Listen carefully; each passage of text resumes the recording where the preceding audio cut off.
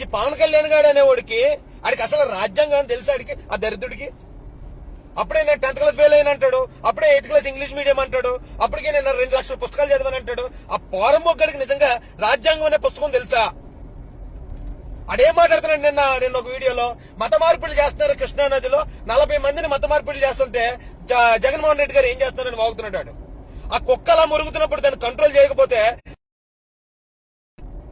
మత మార్పిడి చేసుకోవడానికి ఎవడు మత మార్పిడి చేయడు, ఎవడికాడే నచ్చి మతం మారుతాడు.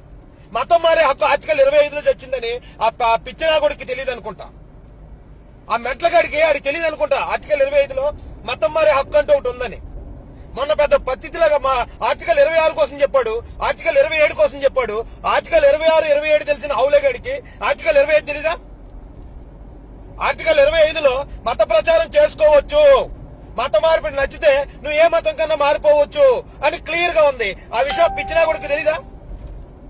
ఆడి మాట్లాడే పిచ్చి మాటల వల్ల ఈ లోకంలో ఉన్న యువత కొట్టుకు చచ్చేలాగున్నారు.